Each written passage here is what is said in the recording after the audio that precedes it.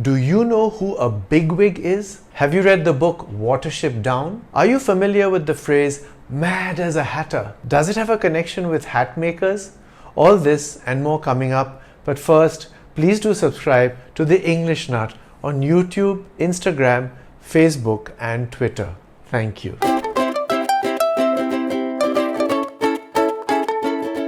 Watership Down is an adventure story featuring rabbits. In this novel written by Richard Adams, the warren the rabbits live in is threatened by destruction. The rabbits go on an epic journey to find a new home, facing many trials and temptations along the way. They eventually find a new home on a hill called Watership Down. One of the lead characters in the tale is a rabbit called Bigwig. Bigwig may have got his name because of the tuft of hair on his head or because of his importance in the community. The meaning of the English word bigwig has a connection with both these possible reasons for the naming. Bigwig means a person of distinction or importance, someone who is rich or powerful or both, a person who may hold a significant post in government or the corporate world. The term is derived from the big wigs that kings, noblemen and other VIPs in Europe wore in the 17th century. That fashion was started by King Louis XIII, who ruled France from 1610 till his death in 1643. One could say that he was the first bigwig.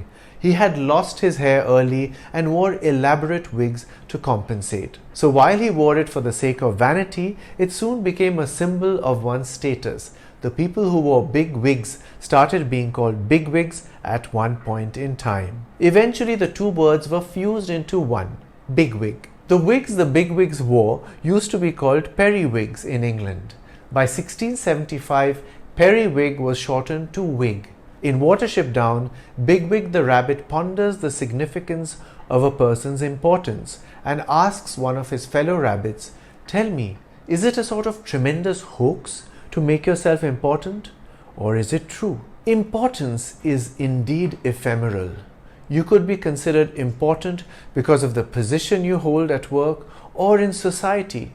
Then one day you lose that position and you cease to be important in the eyes of people. But enough of philosophizing. Let's delve further into the word bigwig. The earliest citation for the word is from 1703. It appeared in a journal called English Spy. Be unto him ever ready to promote his wishes against dun or don, knob or bigwig.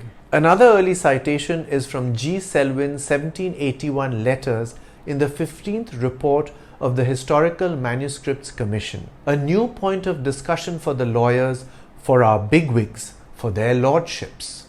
The reference here is to British judges who wore wigs to work and continue to do so to this day. Here are a few examples of how you can use bigwig in a sentence. Although Dave had been working in the company for a year, he had not yet met any of the bigwigs. Don't mess with Rajiv. His father is a political bigwig. Everyone showed up to listen to film industry bigwig Shabana Warsi. The real bigwig at our university is the head of the Department of Management Studies. In the 19th century, hatters, meaning hat makers, used mercury to process the felt for the hats they made. Inhaling mercury fumes affected their central nervous system. The resulting tremors, twitches and other symptoms led to people labeling them as mad. This condition is considered a possible origin of the phrase mad as a hatter. When you say that someone is as mad as a hatter, you're saying that the person is eccentric or insane. It is often used in a light-hearted manner. For example, you might say, "The English Nut comes across as mad as a hatter in some of his videos." Or, "If I had to deal with these screaming kids every day, I'd be as mad as a hatter." Or, "Some of the outlandish outfits Ravina wears makes her look as mad as a hatter." Writer Lewis Carroll presented a memorable character called the Hatter in his 1865 book Alice's Adventures in Wonderland. Chapter 7 of the book is titled A Mad Tea Party. In this chapter, Alice finds the Hatter having tea with the March Hare and the Dormouse.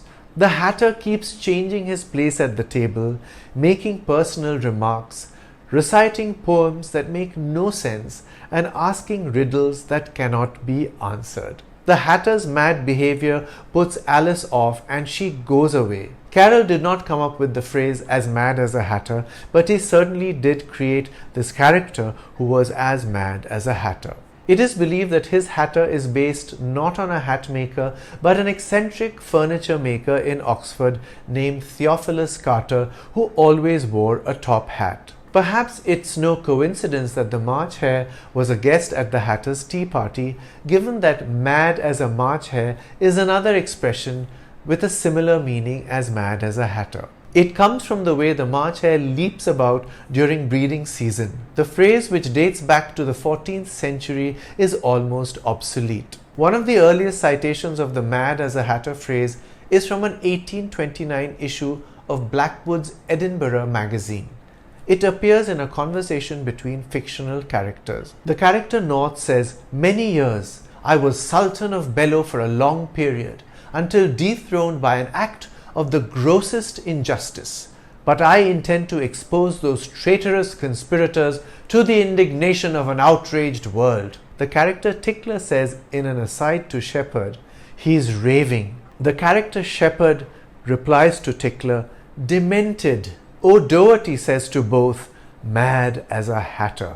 Another early appearance of the phrase is from the 1836 book called The Clockmaker by Canadian author Thomas Chandler Halliburton.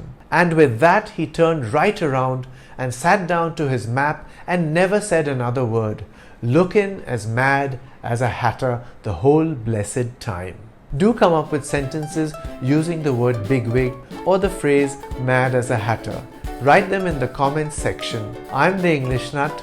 Bye for now.